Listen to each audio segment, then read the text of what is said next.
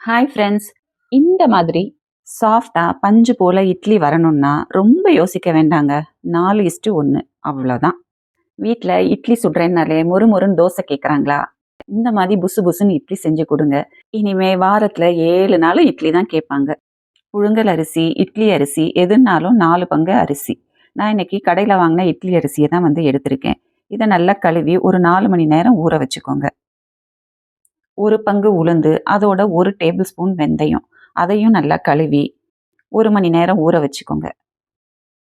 உளுந்து 1 மணி நேரம் ஊறினாலே போதுமானது. ஊற வச்ச உளுந்த நல்லா புசு புசுன்னு கொஞ்சம் கொஞ்சமாக தண்ணி ஊற்றி அரைச்சி எடுத்துக்கோங்க. உளுந்து அரைக்கும் போது சாதாரண தண்ணிக்கு பதிலாக கொஞ்சமாக ஐஸ் வாட்டர் ஊற்றுனீங்கன்னா இன்னும் இட்லி நல்லா ரொம்ப சாஃப்டாகவே வரும்.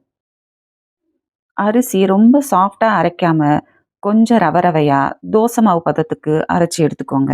அரிசி மாவையும் உளுந்து மாவையும் கொஞ்சமாக உப்பு போட்டு நல்லா கலந்து விட்டுக்கோங்க.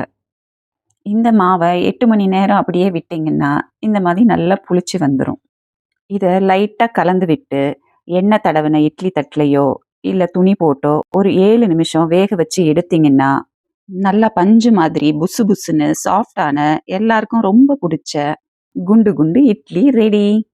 அப்புறம் பாருங்க, இட்லி பிடிக்காத குழந்தைங்க கூட அம்மா இட்லி குடுமான்ட்டு கேட்டு வாங்கி சாப்பிடும். நீங்களும் வீட்டில் ட்ரை பண்ணி பாருங்க. மறக்காம டிஷும் டிஷும் சேனலுக்கு சப்ஸ்கிரைப் பண்ணுங்க. தேங்க்யூ.